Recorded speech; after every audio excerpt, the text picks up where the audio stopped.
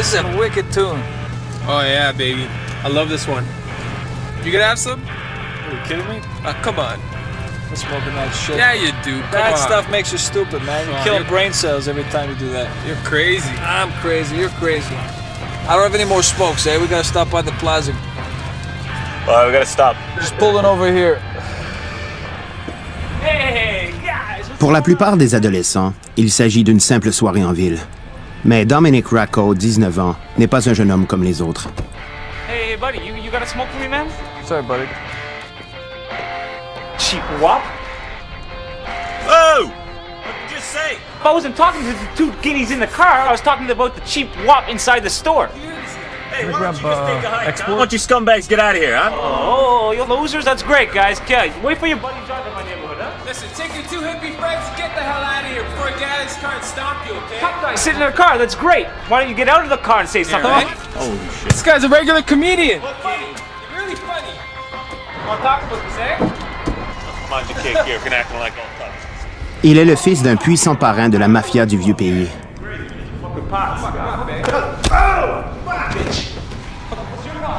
Mais Dominic, lui, fait partie d'une nouvelle génération de mafieux, plus impitoyables, audacieux et violents que leurs prédécesseurs. Hey, asshole!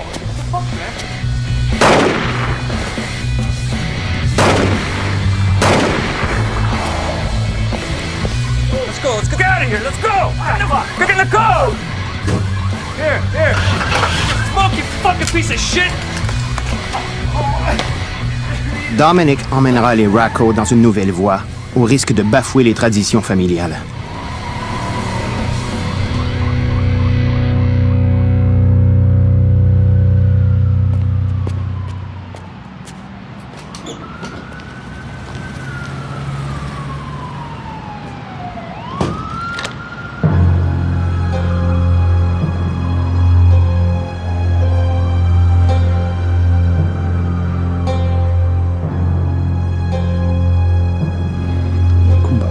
Ma se deve fare una cosa, non può stare così.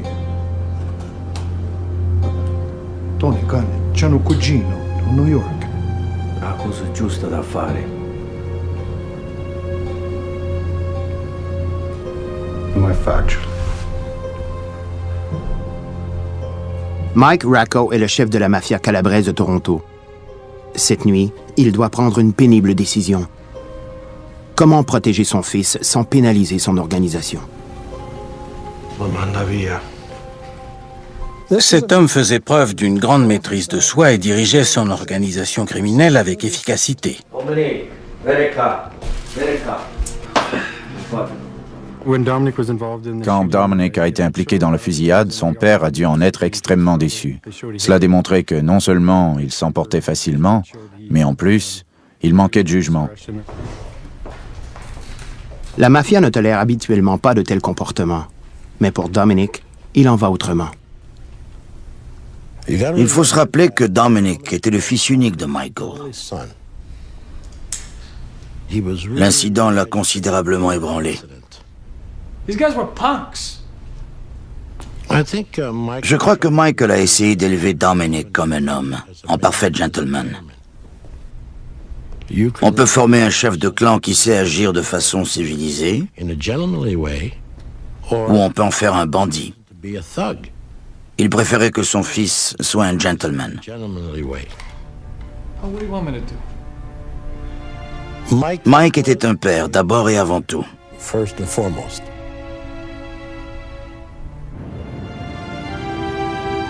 Pourchassé par la police, Dominic est envoyé à New York le temps de se faire oublier.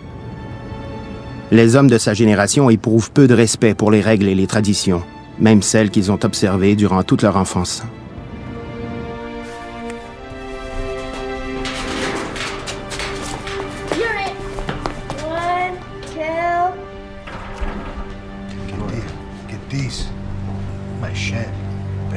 La mafia calabraise comptait environ 50 membres principaux. Dans leur rang, on avait sélectionné un comité de régulation dont le chef était Mike Racco.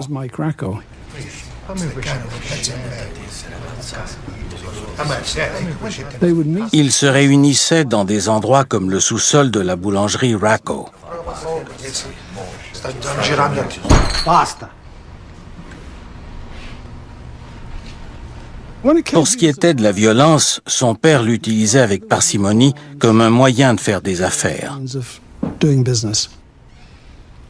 Mike Racco réglait des problèmes et parfois, pour résoudre certaines affaires, il devait tuer des gens. Pour Mike Racco, le meurtre est un mal nécessaire. Les siens sont froids, calculés et ne sont jamais résolus. Ils sont indispensables pour protéger les activités de prêts usuriers, d'extorsion et de contrefaçon grâce auxquelles son clan mafieux accumule les millions.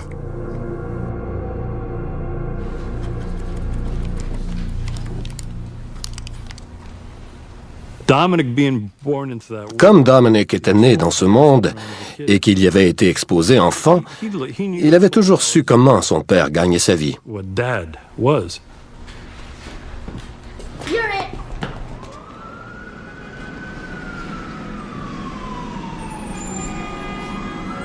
Dominic, you in or you out? Amen. Hey, Dominic. Pendant longtemps, la mafia de Toronto a poursuivi ses activités criminelles sous le couvert de l'anonymat. Mais cette époque est maintenant révolue. It's gonna blow over, don't worry. Les citoyens indignés exercent des pressions et les policiers doivent redoubler d'efforts pour retrouver le tireur. C'était exactement ce dont la police avait besoin. Une excuse pour secouer l'arbre et voir ce qui en tomberait. Okay, where's Dominic Racco? What's going on here? Where's Dominic Racco? Where is he? It put a great deal of heat. La communauté italienne était sur les dents. Tous ceux qui connaissaient Mike Racco, je ne veux pas dire qu'ils étaient harcelés, mais ils étaient certainement surveillés par les policiers qui recherchaient Dominic.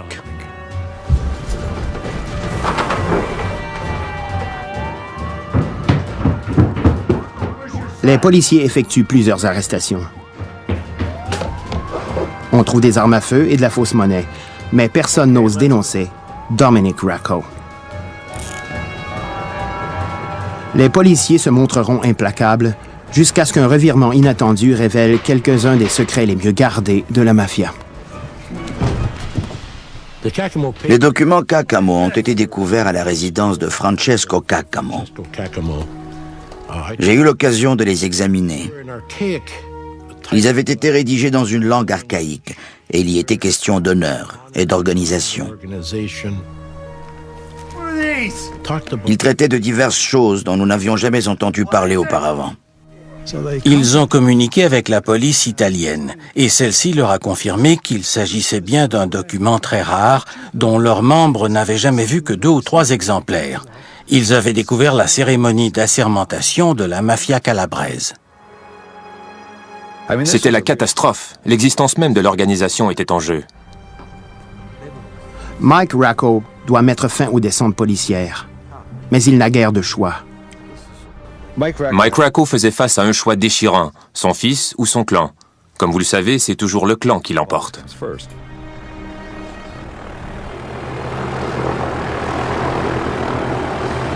Le prix à payer pour protéger son fils est beaucoup trop élevé. Pour le bien de l'organisation, Dominic doit rentrer au bercail.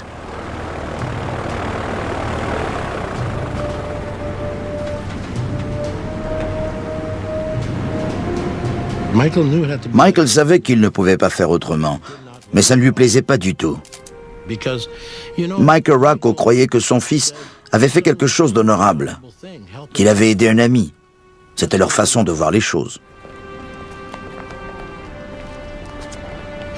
Pourquoi devait-il porter le blâme alors qu'il avait voulu aider un ami? Cette conviction lui venait vraiment du fond du cœur. Take care of Mom, okay?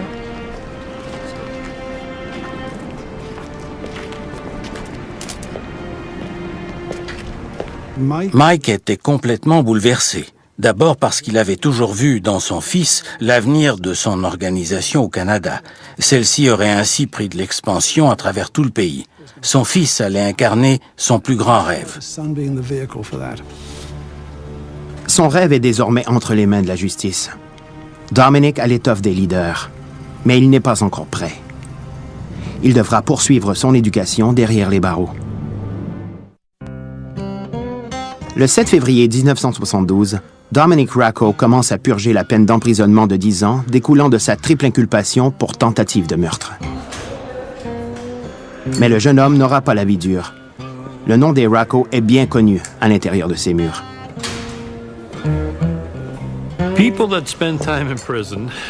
On parle toujours de réhabilitation pour les gens qui passent du temps en prison. C'est assez paradoxal quand on pense à toutes les nouvelles compétences qu'ils vont y acquérir. Pour ces gars, la prison devient un fabuleux lieu d'apprentissage. Les autres groupes criminels savent qui ils sont et ils les respectent. Hey Dominic, how's it going, man? I got someone who'd like to meet you. Racco, got a little something for you. Have a nice flight. Lockdown!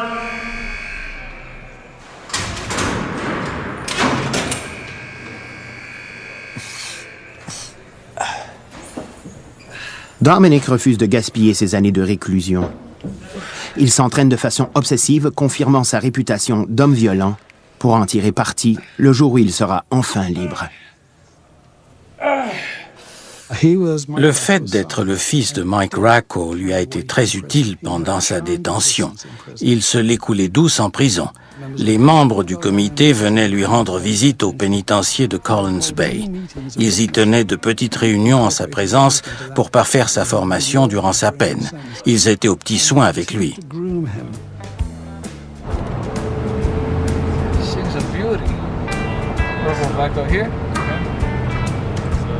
Même les gardiens traitent le jeune héritier avec respect. Ils l'escortent dans sa nouvelle Lincoln afin qu'il puisse la conduire dans l'enceinte de la prison.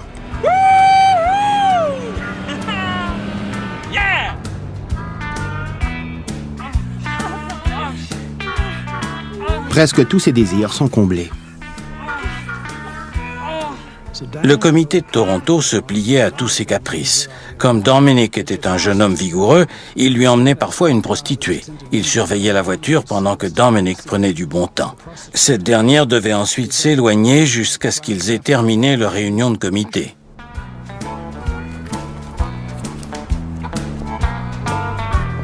See you later, baby.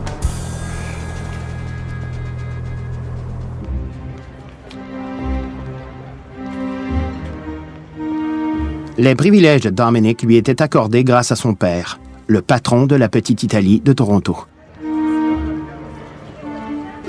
Ce quartier du centre-ville s'étend le long de l'avenue Sainte-Claire. Des centaines de milliers d'immigrants italiens y ont élu domicile. Mais du comptoir de sa modeste boulangerie, Mike Racco ne dévoile rien de son réel pouvoir.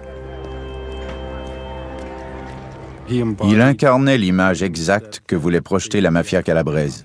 C'était un homme ordinaire, très simple, qui habitait au-dessus de sa boulangerie. Dans le monde de la surveillance, on trouvait difficilement quelqu'un de plus ennuyeux à espionner. Il sortait de son commerce, il fumait tranquillement sa cigarette sur le trottoir. Les gens du voisinage qui passaient par là le saluaient. On voyait tout de suite qu'il s'agissait d'un homme qui suscitait non seulement le respect,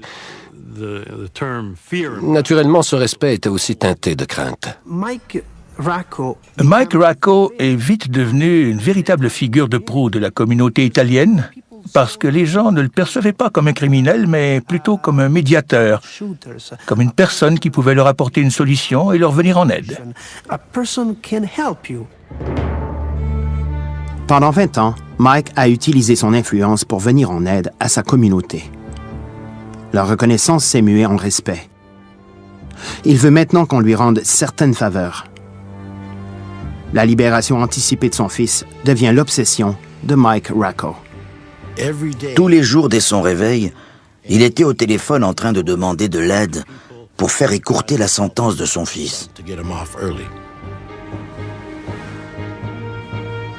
L'influence de Mike provient du soutien des immigrants de la petite Italie.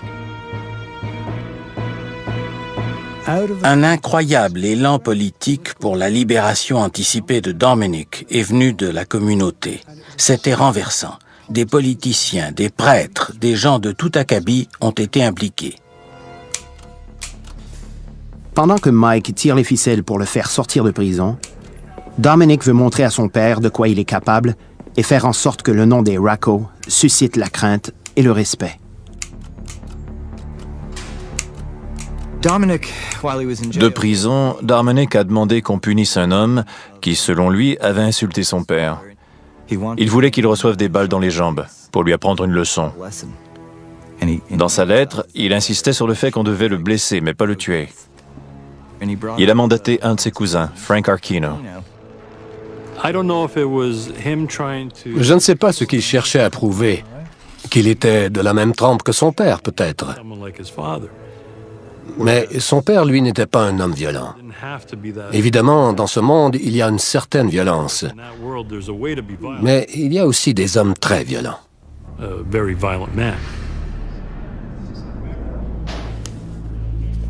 Pour Dominic, c'est la catastrophe. La police a surveillé de près toutes les étapes du contrat. C'était gênant parce qu'ils ont trouvé une lettre avec les instructions dans une case postale. Il était clairement écrit qu'il fallait blesser quelqu'un aux jambes. Quand ils ont été interceptés par la police, ils étaient armés. Archino a rapidement divulgué tous les secrets de la mafia torontoise qu'on a dûment enregistrés. Il a tout avoué. Un dossier vite réglé, quoi.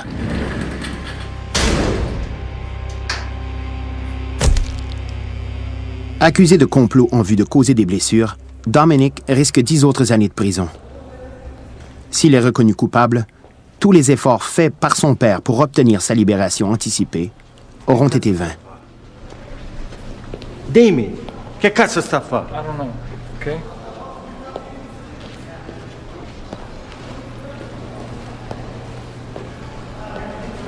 Look, Pa, I don't want you to worry, okay? I'm gonna fix this thing. All right? I'm gonna fix it.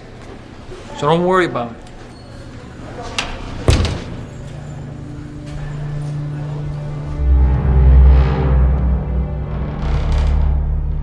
Dominic organise une défense originale.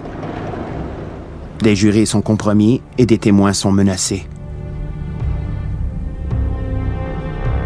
Quant à Archino, le jour de l'ouverture du procès, Racco avait rempli la salle d'audience de ses hommes de main. Et Dominic lui-même en a rajouté pour impressionner le pauvre Frank Archino. Il a même fait un geste qui voulait clairement dire « Tu es un homme mort ».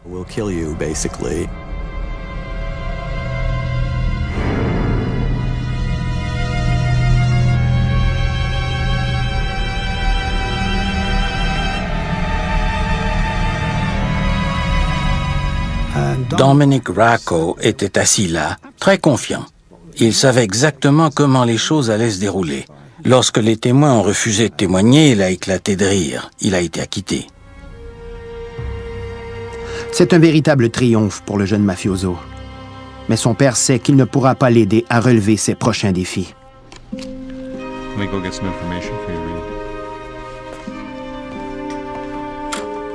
À l'âge de 64 ans, Mike Racco apprend qu'il a un cancer.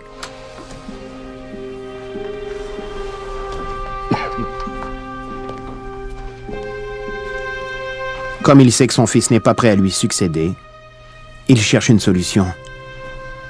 Quand Mike Racco a compris que son fils Dominic était un peu impulsif et qu'il avait des problèmes, il est allé voir John Papalia pour lui parler de ce qu'il pouvait faire pour Dominic.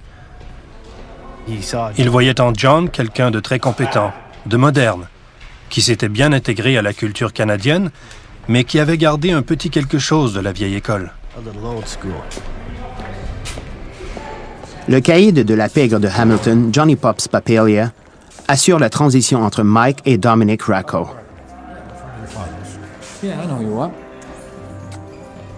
En 1978, Papalia est envoyé en prison pour complot. Par respect pour Mike, il prend le jeune mafioso sous son aile et tente d'influencer son comportement.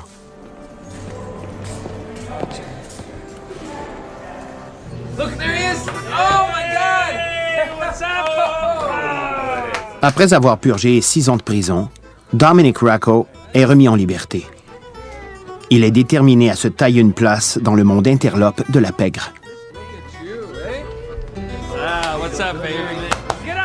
Lorsque Dominic est sorti de prison, tout le monde lui était redevable. Il avait purgé sa peine. Il ne devait rien à personne. Il était donc intouchable. To a new life. Salute, salute. What are you gonna do now? Go work. What am I gonna do? You're gonna work. I gotta make some cash. Pendant des années, il avait eu à ses pieds tous les criminels qui cherchaient à s'attirer les faveurs de son père, ou bien les jeunes qui tentaient de se rapprocher de celui qui était pressenti comme le futur patron. Dominic avait la ferme intention de succéder à son père. Père et fils, 2 générations de la mafia, 2 visions différentes. Pour Dominic, l'avenir réside dans un nouveau monde, plus dangereux, au sein duquel son père mourant ne lui sera d'aucune aide.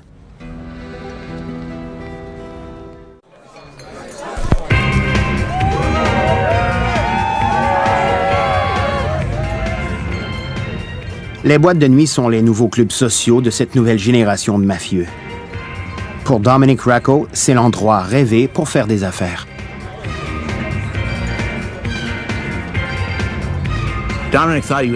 Dominic se prenait pour Al Capone. Il faut dire que c'était un beau garçon, qui s'habillait avec goût et qui conduisait des voitures de luxe. Il aimait les femmes et c'était réciproque. Il savait comment s'y prendre avec elles. Il a commencé à vivre comme un oiseau de nuit et à fréquenter les boîtes de la rue Young. Il s'imprégnait de l'atmosphère des lieux et sillonnait la ville en se pavanant comme un roi.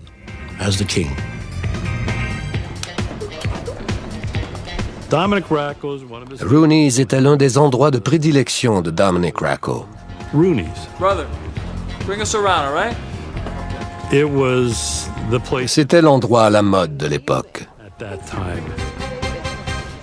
And as police Tous les policiers savaient qu'on y faisait le trafic des stupéfiants. through there. Dès son arrivée au début des années 70, la cocaïne est immédiatement devenue pour plusieurs une drogue de choix. Elle était consommée par un groupe de gens en particulier. Comme c'est une drogue qui procure un sentiment de bien-être, on croyait à l'époque qu'elle ne créait pas de dépendance et qu'elle n'avait pas d'effet néfaste. I mean, at that time, cocaine. C'était la drogue par excellence du moment. The drug. And there was Et son trafic s'annonçait extrêmement lucratif. money, a lot of money. Dominic a donc sauté sur l'occasion. Dominic Racco a établi son commerce chez Rooney's, exerçant un certain discernement.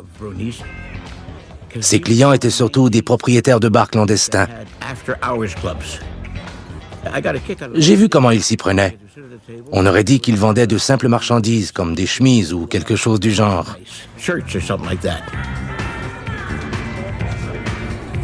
L'univers des boîtes de nuit est financé par la cocaïne, le commerce plus profitable pour la mafia depuis la Prohibition. C'est aussi la drogue qui propulse Dominic vers la richesse et le pouvoir. Il était comme un dieu, parce qu'il avait de l'argent, un peu de pouvoir et un peu d'influence. Il avait toujours des milliers de dollars sur lui. Son entourage l'appréciait et les filles l'adoraient.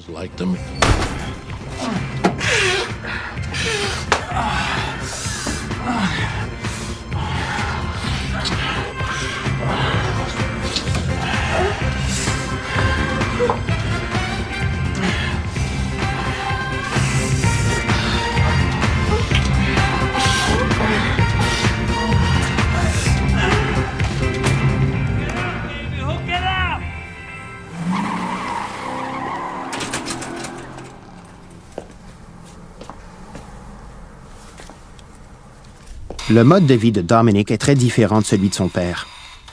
Désormais, leurs 2 univers se rencontrent rarement.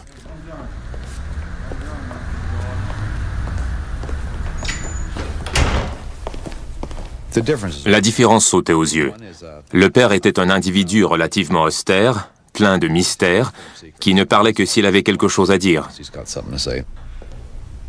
Dominic avait une attitude très différente. Il arborait un nouveau look depuis son séjour en prison. Il portait des chemises très ouvertes et s'était fait pousser la moustache.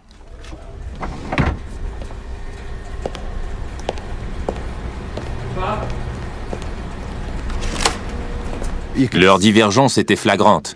On n'avait pas besoin de connaître la mafia pour comprendre ce qui se passait. C'était l'affrontement entre l'ancien monde du père et le nouveau monde du fils. I made $4 last night, Pa.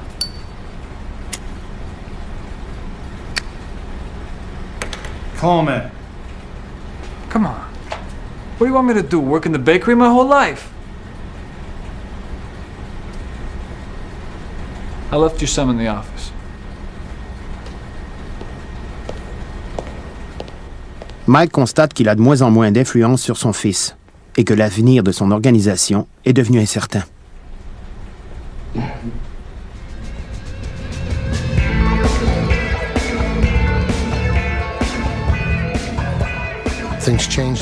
Les choses ont pris une autre tournure quand les trafiquants, enfin, plusieurs des trafiquants les plus importants ont commencé eux aussi à consommer leurs marchandises.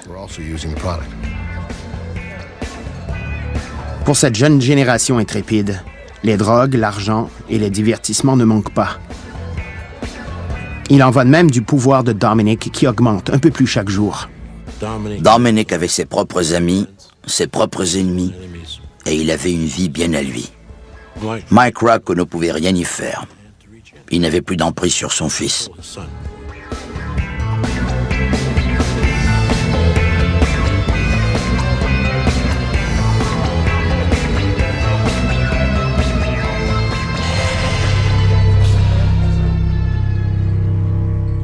Mike dépérit et sait que Dominic a plus que jamais besoin de protection. Il sort du cercle de la pègre torontoise et demande l'aide de John Papalia, le seul homme que son fils soit encore susceptible d'écouter. Mike Racco a demandé à John de veiller sur son fils et de l'aider lorsqu'il ne serait plus là. Johnny s'est fait un devoir d'accepter, car il tenait à rendre service à Mike Racco.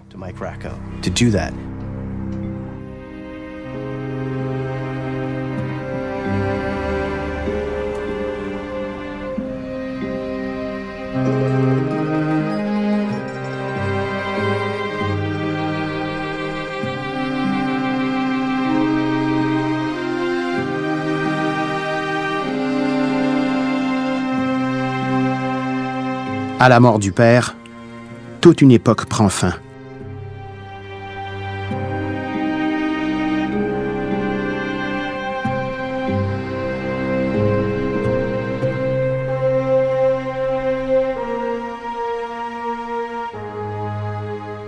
Michael avait voulu élever Dominic de façon à en faire un homme respecté et respectueux, qui sache se montrer inflexible quand il le fallait.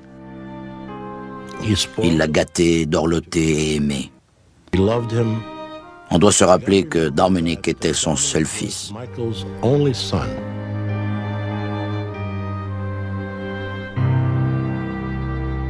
En janvier 1980, Mike Racco s'éteint paisiblement dans son lit, entouré des membres de sa famille.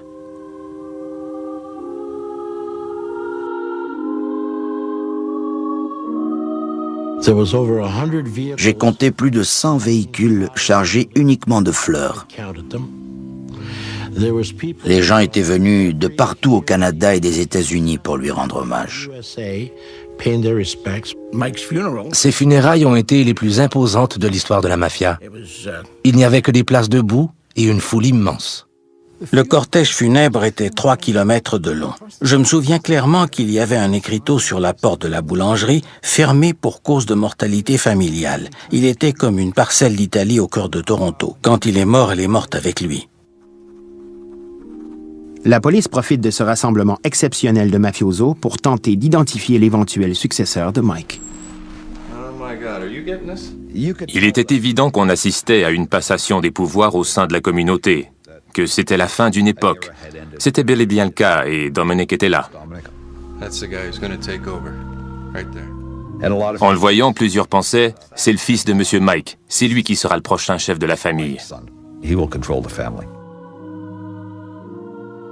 Toute sa vie, Mike Racco avait voulu faire de son fils un chef, et Dominic est certain d'être prêt à lui succéder.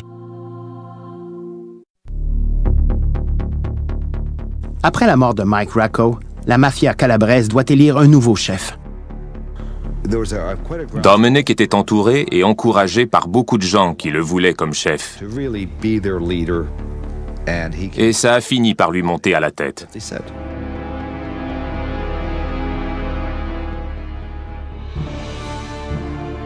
Mais Dominic Racco est évincé par les membres d'un comité dont son père était pourtant le chef. Même s'ils acceptent d'encaisser les profits du trafic des stupéfiants, ils refusent d'en partager les risques. Ces gars-là étaient durs, mais prudents. Ils ne voulaient pas se lancer ouvertement dans le trafic des stupéfiants. Dominic croyait qu'il allait être choisi. D'abord, il avait la prestance requise, ensuite il avait les contacts et il était déjà perçu de l'extérieur comme un jeune patron. Mais les initiés, eux, savaient qu'il n'était pas le bon candidat. Dominic accueille leur décision avec indifférence. Il est persuadé que le trafic des stupéfiants assurera l'avenir de l'organisation. Il n'avait qu'à faire quelques bons coups pour sauter les échelons de la hiérarchie. Soudain, ces jeunes se retrouvaient avec une valise à moitié pleine, mais qui contenait plus d'argent que le patron n'en avait jamais eu. L'expansion du réseau de stupéfiants de Dominic intéresse particulièrement les policiers. Ils épiaient les moindres gestes de Dominic Racco. Il était une véritable cible sur deux pattes. Il était sous surveillance constante.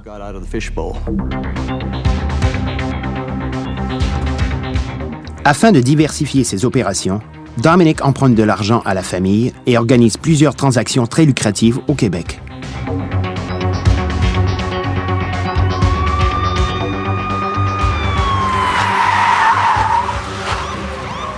En février 1982, alors qu'il effectue une transaction d'1/4 million de dollars, Dominic tombe dans un piège tendu par la police.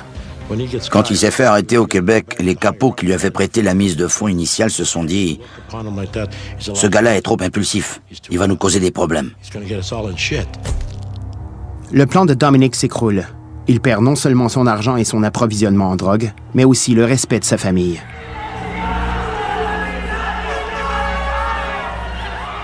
Libéré sous caution, Dominic rentre à la maison pour y retrouver une petite Italie en liesse. Ses compatriotes ont remporté la Coupe mondiale de soccer. Mais Dominic n'a pas le cœur à la fête. S'il est condamné, il écopera d'une peine de 20 ans et la boulangerie, elle aussi, est compromise. L'héritage familial s'effrite peu à peu. Mike Racco learned his trade. Mike Racco connaissait très bien son métier.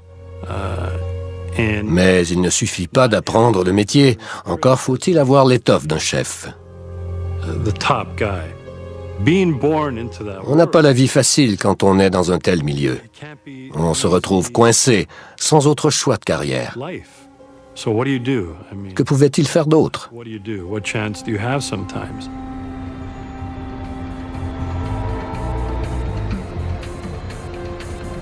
Désespéré et sérieusement endetté, Dominic doit trouver une nouvelle combine. Il doit élargir ses horizons au-delà de Toronto, qui est sa ville natale. Mais en s'éloignant de la cellule familiale, il n'a plus le statut particulier de fils de Mike Racco. Mais il doit à tout prix marquer des points. Il part donc pour Hamilton, où il s'associe à la famille Musitano. Dans le milieu de la mafia, le clan Musitano est perçu comme un groupe assez peu sophistiqué et Mike Racco n'avait jamais transigé avec eux. Dominic Musitano était le patron. La famille se spécialisait dans l'extorsion des boulangeries et avait commis plusieurs attentats à la bombe à Hamilton. Les Musitano étaient de bons gars. Quand ils s'en prenaient à quelqu'un, c'était seulement parce qu'ils le soupçonnaient de vouloir leur faire la même chose. Moi, j'aimais bien les Musitano. Vraiment. À la fin de 1982, Dominic Racco se lance en affaires avec les Musitano. Dominic Racco et Dominic Musitano se rencontrent. Deux mafiosi. Deux hommes dont les familles sont depuis longtemps actives au sein de la mafia. Les Musitano ont peut-être perçu cette collaboration comme une porte d'entrée dans la cour des grands. C'était pour eux une occasion de démontrer leur valeur au puissant clan de Toronto et de prouver qu'ils n'étaient pas des trafiquants de second rang.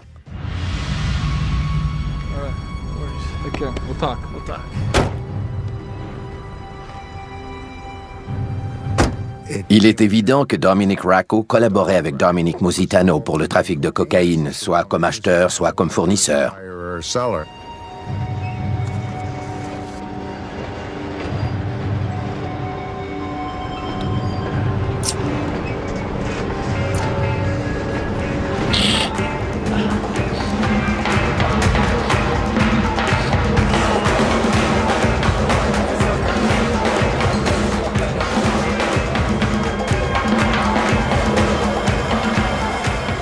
Avec les Musitano comme partenaires, Dominic est de nouveau dans le coup.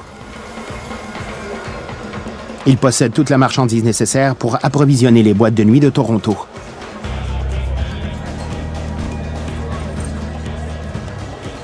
Mais il devra désormais composer avec des rivaux et sa toxicomanie croissante. C'était une mafia pervertie par la cocaïne. Ils l'avaient introduite et ils avaient adopté le mode de vie des usagers. Maintenant, ils consommaient leurs propres marchandises. C'était une rupture radicale. Il était le fils du plus puissant mafieux de Toronto. On se serait attendu à ce qu'il suive les traces de son père. Certaines générations évoluent, mais celle-là avait régressé. Bud's dealing in the club, man. What do you want to do? Whoa! Whoa!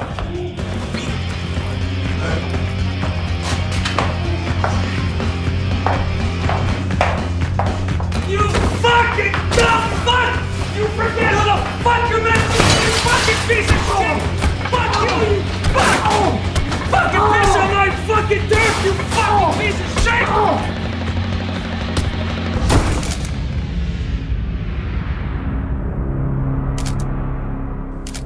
Dominic devient de plus en plus instable et ses affaires avec le clan Musitano en souffrent. Leur discussion était houleuse. Ça sautait aux yeux. Dominic Musitano avait vraiment l'air contrarié. Ils se disputaient à propos de l'argent. Dominic n'avait pas de quoi les rembourser. Il leur a donné un chèque de 21 000 $, mais ce n'était rien à côté des centaines de milliers de dollars que les Musitano se croyaient en droit de réclamer.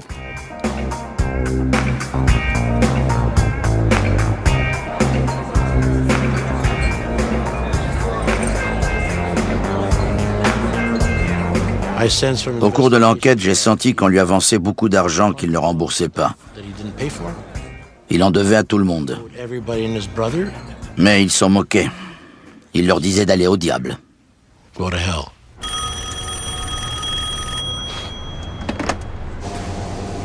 Rocco, where the fuck are you? I've been around. What do you want? Where's my money? Just have some patience. I'm running out of patience. Look, it's gonna take a little time, whatever, just... You know that 500? Yeah. Make it 550. You fucking kidding me? Listen to me, why don't you just fucking relax, okay? This is not the way... Your father did business. Don't you fucking talk about my father, all right? Not the way we're doing business. I've been doing business my whole fucking life, all right? Where the fuck did you come from? You've got no more time. Don't you fucking threaten me. You understand what I'm fucking saying? Give me my fucking money or I don't know what I'm gonna do. Hey, don't you fucking hang up the phone on me. Don't fuck.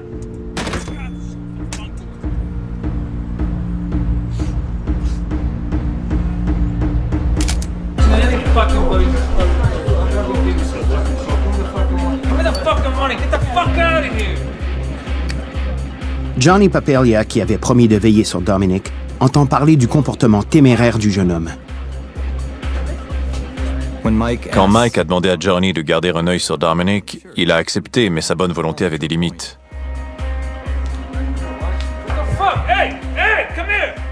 Johnny ne voulait pas avoir de problème à cause de Dominic Racco. Dominic fait encore plus de gaffe que prévu, et la surveillance constante des policiers contraint Papalia à rompre la promesse faite à Mike. Son fils devra se débrouiller seul. Il n'avait plus aucune protection. Plusieurs membres de son entourage savaient qu'un danger le guettait et ils auraient pu lui avancer l'argent. Ils auraient pu intervenir pour le tirer de là, comme l'aurait fait son père. Mais ils ne l'ont pas fait.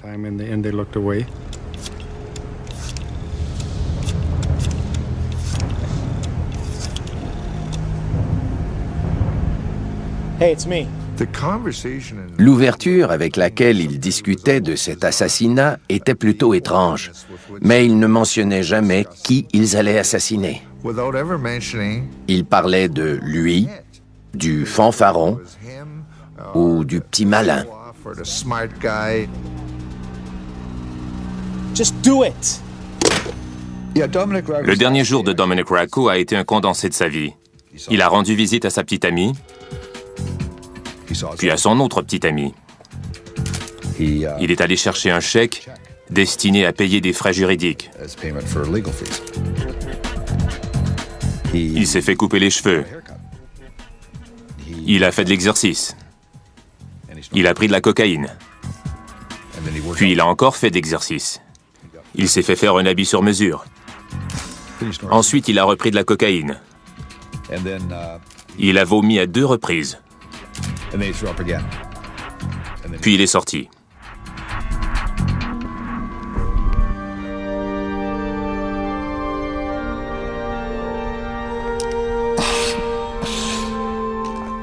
Il aurait mieux fait de prendre le premier avion à destination de l'Italie pour aller voir son grand-père ou un autre membre de la famille pour demander pardon et recommencer à zéro. Il a dû comprendre que tout s'écroulait autour de lui. J'ai eu un entretien avec Mike Racco avant sa mort, quand j'ai appris qu'il était souffrant. Il m'a dit que son fils lui causait des soucis et qu'il craignait pour sa vie. Je lui ai demandé de m'expliquer ce qu'il voulait dire. Il m'a confié que Dominic était mêlé à des affaires dans lesquelles lui n'aurait jamais trempé. Et il m'a demandé si je pouvais faire quelque chose pour lui. « Aider votre fils, Monsieur Racco ?» Il ne veut pas m'écouter, a-t-il répondu. Puis il a ajouté... O figlio mio era rovinato quando era entra a caserma. Rovinato. Adesso dovete un poco aiuto per me. Aiutatemi, che se no mori.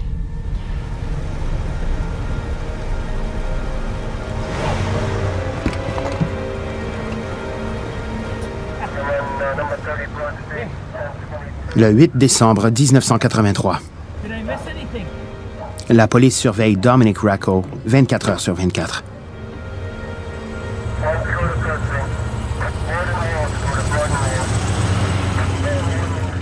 Il tente un dernier coup, espérant qu'il lui permettra de remonter la pente. Mais les Musitano ont une autre idée en tête. No, we're gonna do some good business together, my friend. Very good business. You roll with me, you roll with the best.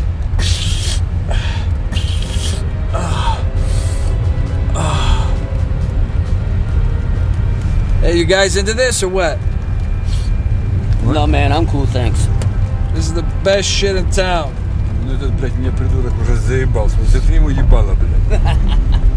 This is a fucking train station. This is where the deal's going down. Brilliant. Hey, buddy, pull over here. I gotta take a piss.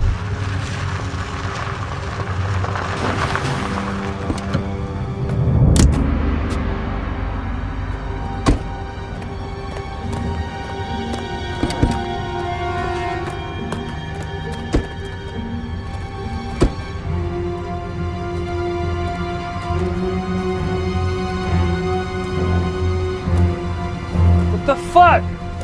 Can I go take a piss in private? Les faveurs et la protection dont il jouissait ont pris fin à la mort de son père.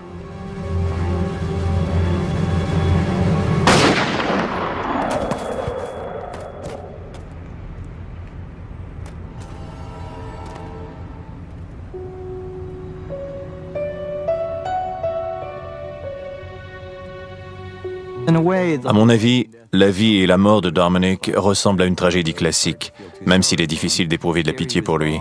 Il était né dans un monde privilégié parce qu'il était le fils d'un parrain de la mafia. Il avait tout. Que pouvait-il demander de plus? Il avait l'argent et le pouvoir à portée de la main. Malgré cela, il a gâché sa vie. Il n'a pas su exploiter tout ce potentiel. C'est une véritable tragédie. Dominic Racco est une des premières victimes de la cruelle transition entre les activités mafieuses traditionnelles de son père et le nouveau commerce mondial de la drogue qui génère maintenant des milliards de dollars.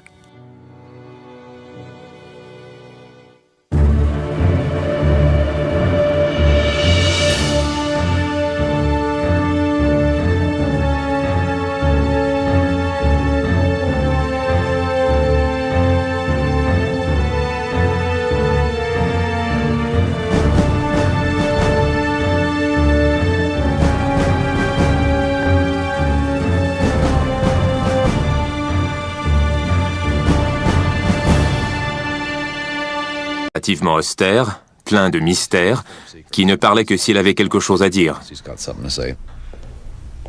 Dominic avait une attitude très différente. Il arborait un nouveau look depuis son séjour en prison. Il portait des chemises très ouvertes et s'était fait pousser la moustache.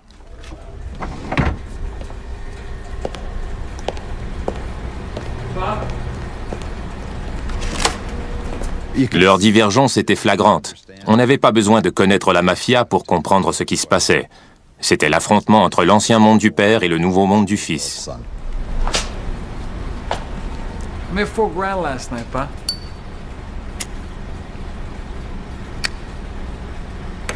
Come on. Come on. What do you want me to do? Work in the bakery my whole life? I left you some in the office. Mike constate qu'il a de moins en moins d'influence sur son fils et que l'avenir de son organisation est devenu incertain.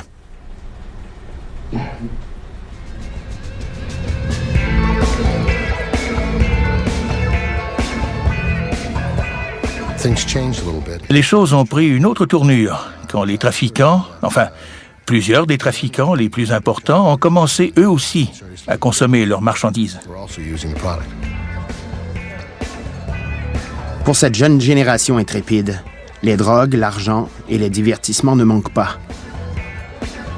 Il en va de même du pouvoir de Dominic qui augmente un peu plus chaque jour. Dominic avait ses propres amis, ses propres ennemis, et il avait une vie bien à lui. Mike Racco ne pouvait rien y faire. Il n'avait plus d'emprise sur son fils.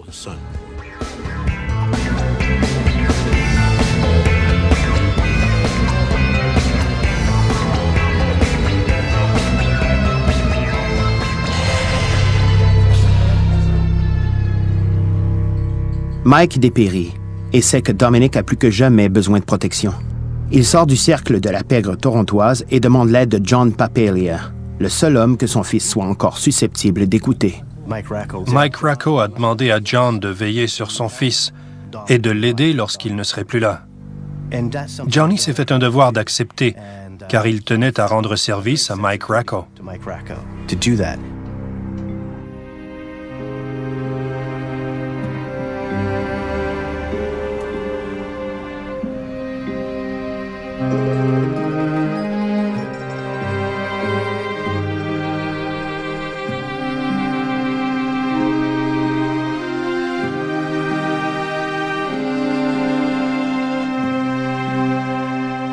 À la mort du père, toute une époque prend fin.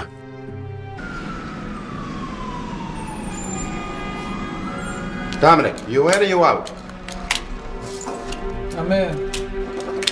Hey, Dominic. Pendant longtemps, la mafia de Toronto a poursuivi ses activités criminelles sous le couvert de l'anonymat. Mais cette époque est maintenant révolue. It's gonna blow over, don't worry. Les citoyens indignés exercent des pressions et les policiers doivent redoubler d'efforts pour retrouver le tireur. C'était exactement ce dont la police avait besoin. Une excuse pour secouer l'arbre et voir ce qui en tomberait. Okay, where's Dominic Racco? What's going on here? Where's Dominic Racco? Where is he? It put a great deal of heat. La communauté italienne était sur les dents. Tous ceux qui connaissaient Mike Racco, je ne veux pas dire qu'ils étaient harcelés, mais ils étaient certainement surveillés par les policiers qui recherchaient Dominic.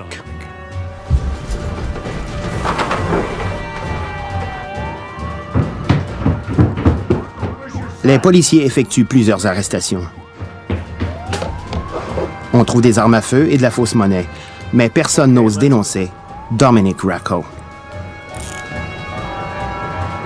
Les policiers se montreront implacables jusqu'à ce qu'un revirement inattendu révèle quelques-uns des secrets les mieux gardés de la mafia. Les documents Caccamo ont été découverts à la résidence de Francesco Caccamo. J'ai eu l'occasion de les examiner. Ils avaient été rédigés dans une langue archaïque et il y était question d'honneur et d'organisation.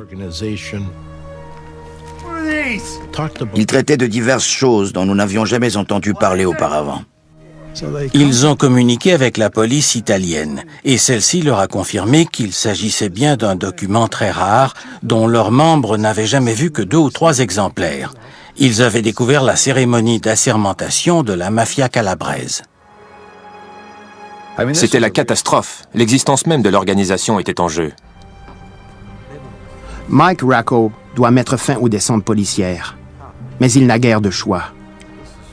Mike Racco faisait face à un choix déchirant, son fils ou son clan. Comme vous le savez, c'est toujours le clan qui l'emporte.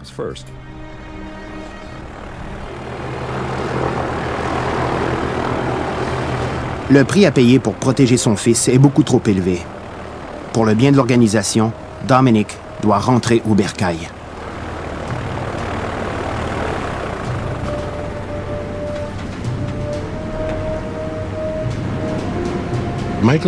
Michael savait qu'il ne pouvait pas faire autrement, mais ça ne lui plaisait pas du tout. Son rêve est désormais entre les mains de la justice. Dominic a l'étoffe des leaders, mais il n'est pas encore prêt.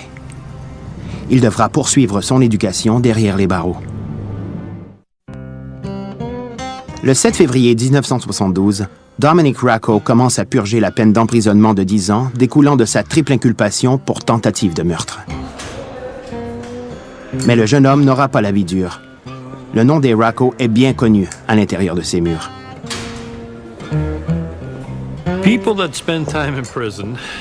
On parle toujours de réhabilitation pour les gens qui passent du temps en prison. C'est assez paradoxal quand on pense à toutes les nouvelles compétences qu'ils vont y acquérir. Pour ces gars, la prison devient un fabuleux lieu d'apprentissage. Les autres groupes criminels savent qui ils sont et ils les respectent. Hey Dominic, how's it going, man? I got someone who'd like to meet you. Racco, got a little something for you. Have a nice flight. Lockdown!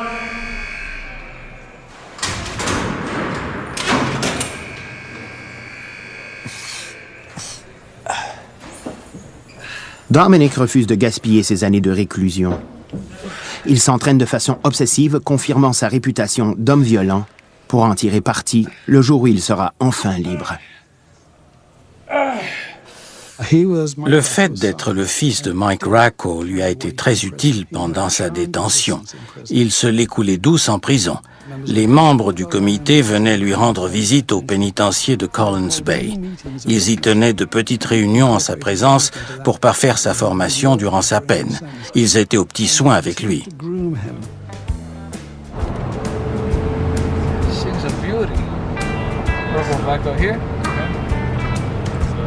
Même les gardiens traitent le jeune héritier avec respect.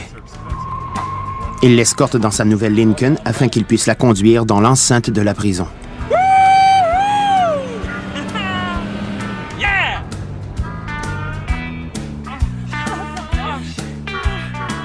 Presque tous ses désirs sont comblés. Le comité de Toronto se pliait à tous ses caprices. Comme Dominic était un jeune homme vigoureux, il lui emmenait parfois une prostituée. Il surveillait la voiture pendant que Dominic prenait du bon temps. Cette dernière devait ensuite s'éloigner jusqu'à ce qu'ils aient terminé leur réunion de comité.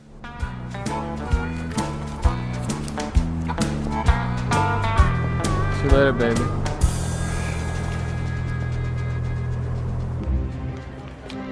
Affaire.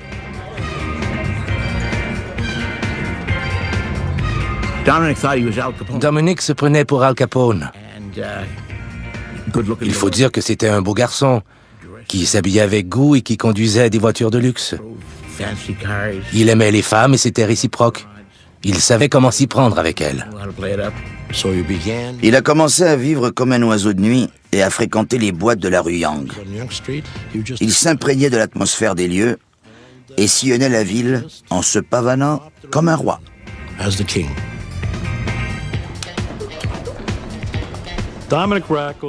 Rooney's était l'un des endroits de prédilection de Dominic Racco. Rooney's. Brother, bring us around, all right? It was the place C'était l'endroit à la mode de l'époque. at that time. And Tous les policiers savaient qu'on y faisait le trafic des stupéfiants. Dès son arrivée au début des années 70, la cocaïne est immédiatement devenue pour plusieurs une drogue de choix. Elle était consommée par un groupe de gens en particulier. Comme c'est une drogue qui procure un sentiment de bien-être, on croyait à l'époque qu'elle ne créait pas de dépendance et qu'elle n'avait pas d'effet néfaste. C'était la drogue par excellence du moment. Et son trafic s'annonçait extrêmement lucratif. Dominic a donc sauté sur l'occasion. Dominic Racco a établi son commerce chez Rooney's, exerçant un certain discernement. Ses clients étaient surtout des propriétaires de bars clandestins. J'ai vu comment il s'y prenait. On aurait dit qu'il vendait de simples marchandises, comme des chemises ou quelque chose du genre.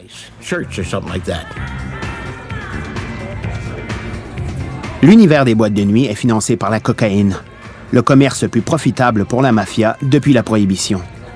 C'est aussi la drogue qui propulse Dominic vers la richesse et le pouvoir.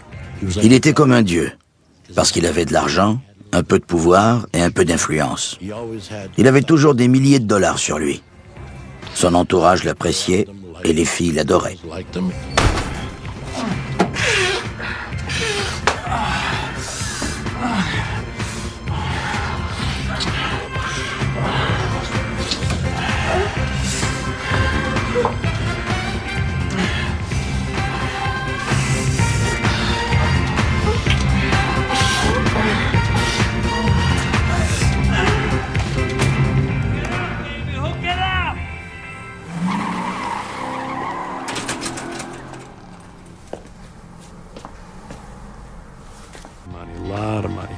Dominic a donc sauté sur l'occasion. Dominic Racco a établi son commerce chez Rooney's, exerçant un certain discernement. Ses clients étaient surtout des propriétaires de bars clandestins. J'ai vu comment il s'y prenait. On aurait dit qu'il vendait de simples marchandises, comme des chemises ou quelque chose du genre.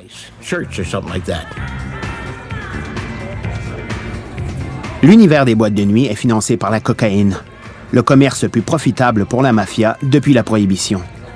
C'est aussi la drogue qui propulse Dominic vers la richesse et le pouvoir.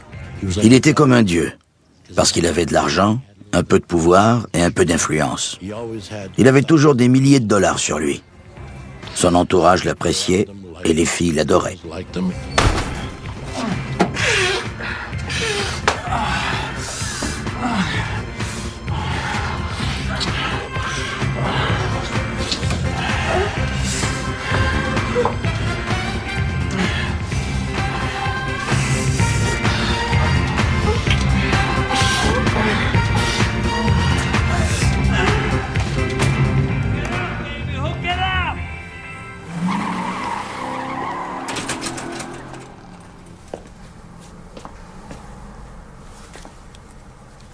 Le mode de vie de Dominic est très différent de celui de son père.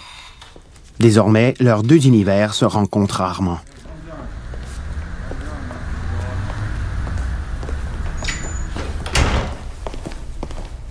La différence sautait aux yeux. Le père était un individu relativement austère, plein de mystères, qui ne parlait que s'il avait quelque chose à dire. Dominic avait une attitude très différente. Il arborait un nouveau look depuis son séjour en prison. Il portait des chemises très ouvertes et s'était fait pousser la moustache.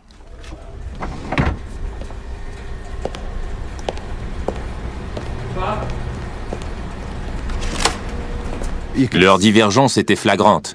On n'avait pas besoin de connaître la mafia pour comprendre ce qui se passait. C'était l'affrontement entre l'ancien monde du père et le nouveau monde du fils. I made $4 last night, Pa.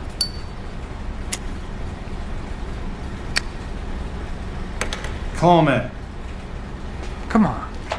What do you want me to do? Work in the bakery my whole life? I left you some in the office. Mike constate qu'il a de moins en moins d'influence sur son fils et que l'avenir de son organisation est devenu incertain.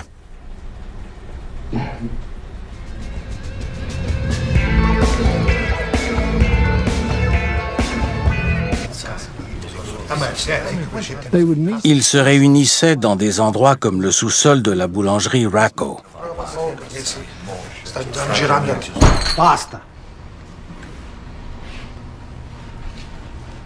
Pour ce qui était de la violence, son père l'utilisait avec parcimonie comme un moyen de faire des affaires. Mike Racco réglait des problèmes et parfois, pour résoudre certaines affaires, il devait tuer des gens. Pour Mike Racco, le meurtre est un mal nécessaire. Les siens sont froids, calculés et ne sont jamais résolus. Ils sont indispensables pour protéger les activités de prêts usuriers, d'extorsion et de contrefaçon grâce auxquelles son clan mafieux accumule les millions.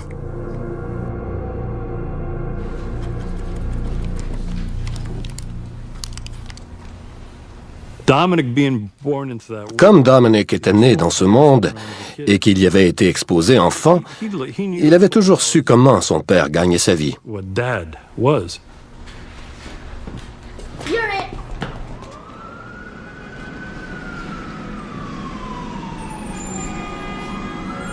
Dominic, you in or you out?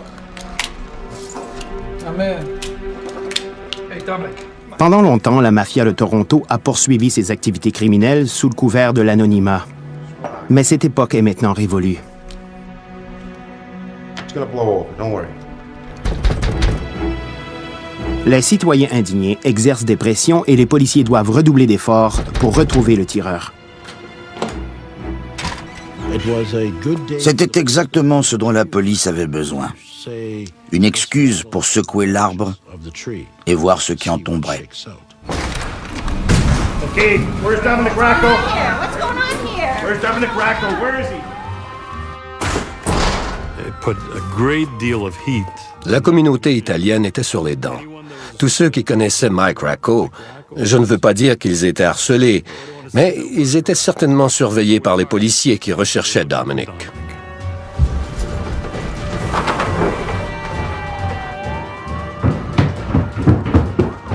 Les policiers effectuent plusieurs arrestations. On trouve des armes à feu et de la fausse monnaie, mais personne n'ose dénoncer Dominic Racco. Les policiers se montreront implacables jusqu'à ce qu'un revirement inattendu révèle quelques-uns des secrets les mieux gardés de la mafia. Les documents Cacamo ont été découverts à la résidence de Francesco Cacamo. J'ai eu l'occasion de les examiner. Ils avaient été rédigés dans une langue archaïque et il y était question. Dominic emmènera les Racco dans une nouvelle voie, au risque de bafouer les traditions familiales.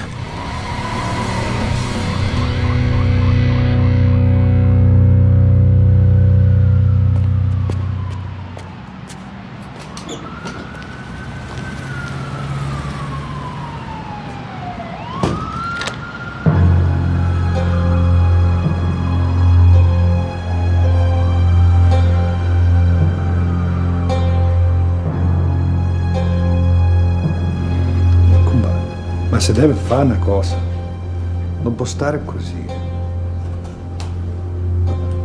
Tony, cane, c'è un cugino a New York. La cosa giusta da fare.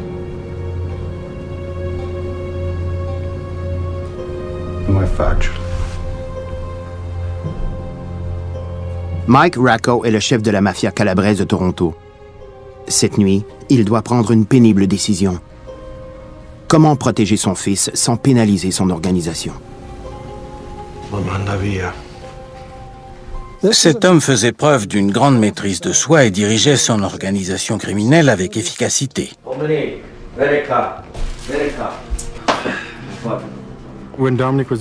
Quand Dominic a été impliqué dans la fusillade, son père a dû en être extrêmement déçu. Cela démontrait que non seulement il s'emportait facilement, mais en plus, il manquait de jugement.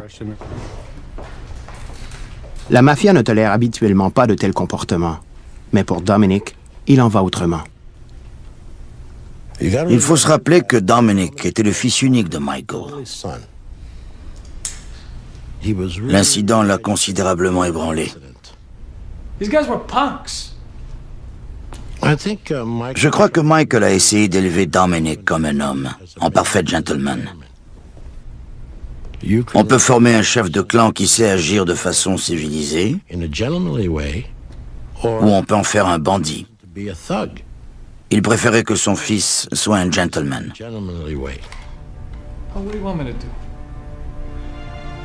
Mike était un père d'abord et avant tout.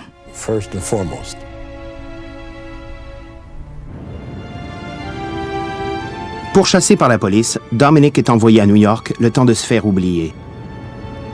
Les hommes de sa génération éprouvent peu de respect pour les règles et les traditions, même celles qu'ils ont observées durant toute leur enfance.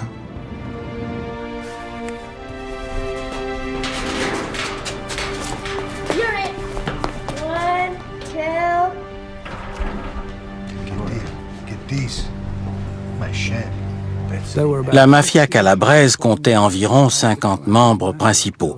Dans leur rang, on avait sélectionné... À la fin de 1982, Dominic Racco se lance en affaires avec les Musitano. Dominic Racco et Dominic Musitano se rencontrent. Deux mafiosi. Deux hommes dont les familles sont depuis longtemps actives au sein de la mafia. Les Musitano ont peut-être perçu cette collaboration comme une porte d'entrée dans la cour des grands. C'était pour eux une occasion de démontrer leur valeur au puissant clan de Toronto et de prouver qu'ils n'étaient pas des trafiquants de second rang.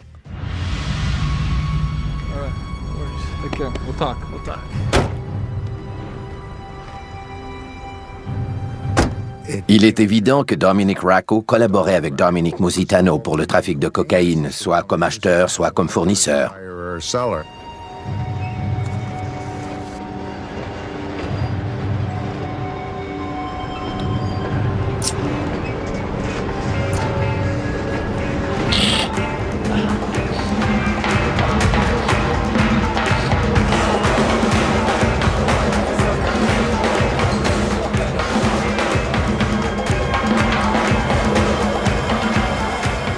Avec les Musitano comme partenaires, Dominic est de nouveau dans le coup. Il possède toute la marchandise nécessaire pour approvisionner les boîtes de nuit de Toronto.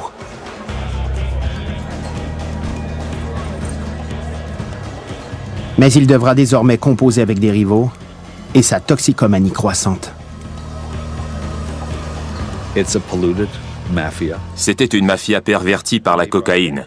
Ils l'avaient introduite et ils avaient adopté le mode de vie des usagers. Maintenant, ils consommaient leurs propres marchandises. C'était une rupture radicale. Il était le fils du plus puissant mafieux de Toronto. On se serait attendu à ce qu'il suive les traces de son père. Certaines générations évoluent, mais celle-là avait régressé. Bud's dealing in the club, man. What do you want to do? Move! Move!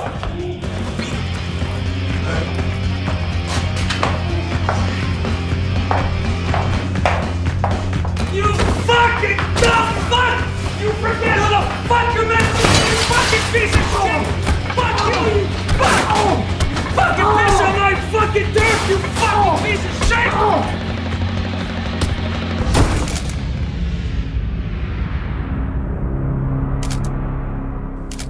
Dominic devient de plus en plus instable et ses affaires avec le clan Musitano en souffrent. Leur discussion était houleuse. Ça sautait aux yeux. Dominic Musitano avait vraiment l'air contrarié. Ils se disputaient à propos de l'argent. Dominic n'avait pas de quoi les rembourser. Il leur a donné un chèque de 21 000 $, mais ce n'était rien à côté des centaines de milliers. Simple marchandise comme des chemises ou quelque chose du genre.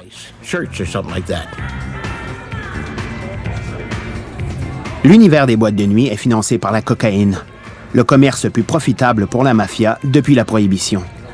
C'est aussi la drogue qui propulse Dominic vers la richesse et le pouvoir.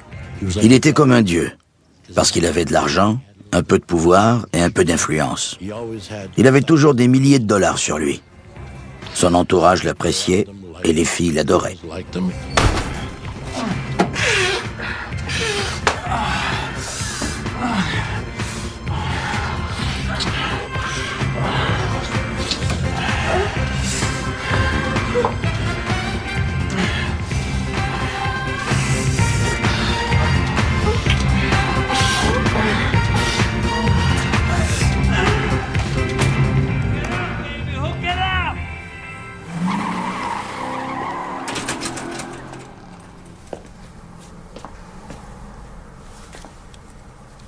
Le mode de vie de Dominic est très différent de celui de son père. Désormais, leurs deux univers se rencontrent rarement.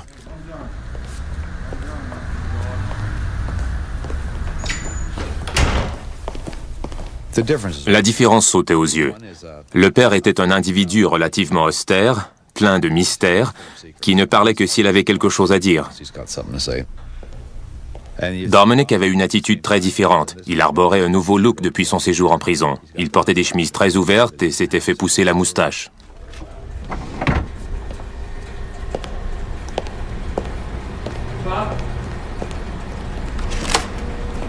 Leur divergence était flagrante. On n'avait pas besoin de connaître la mafia pour comprendre ce qui se passait. C'était l'affrontement entre l'ancien monde du père et le nouveau monde du fils. I made $4 grand last night, Pa.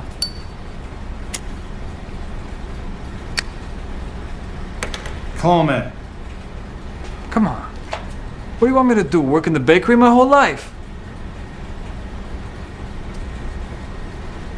I left you some in the office.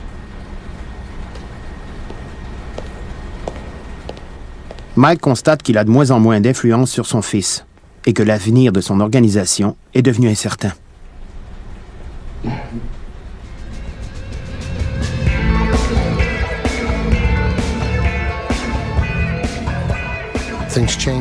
Les choses ont pris une autre tournure quand les trafiquants, enfin, plusieurs des trafiquants les plus importants ont commencé eux aussi à consommer leurs marchandises.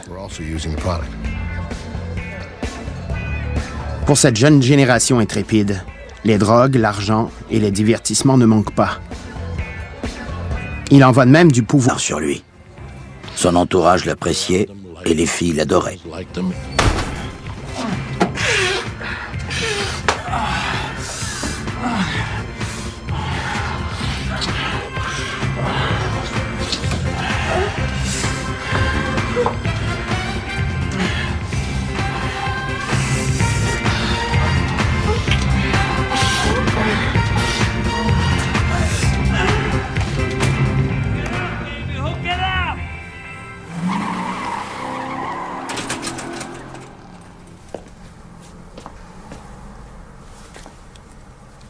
Le mode de vie de Dominic est très différent de celui de son père. Désormais, leurs deux univers se rencontrent rarement.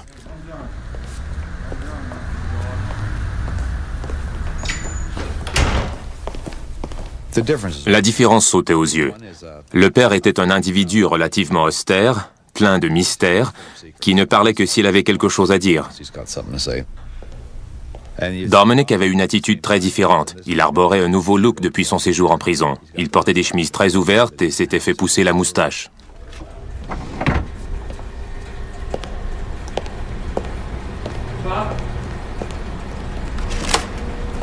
Leur divergence était flagrante. On n'avait pas besoin de connaître la mafia pour comprendre ce qui se passait. C'était l'affrontement entre l'ancien monde du père et le nouveau monde du fils. I made $4 grand last night, Pa.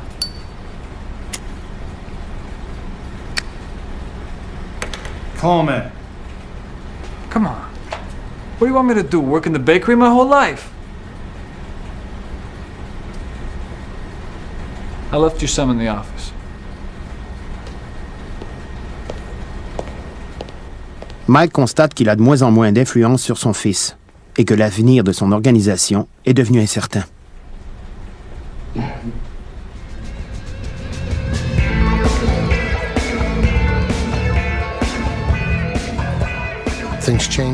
Les choses ont pris une autre tournure quand les trafiquants, enfin, plusieurs des trafiquants les plus importants ont commencé eux aussi à consommer leurs marchandises. Pour cette jeune génération intrépide, les drogues, l'argent et les divertissements ne manquent pas. Il en va de même du pouvoir de Dominic qui augmente un peu plus chaque jour. Dominic avait ses propres amis, ses propres ennemis, et il avait une vie bien à lui. Mike Racco ne pouvait rien y faire. Il n'avait plus d'emprise sur son fils.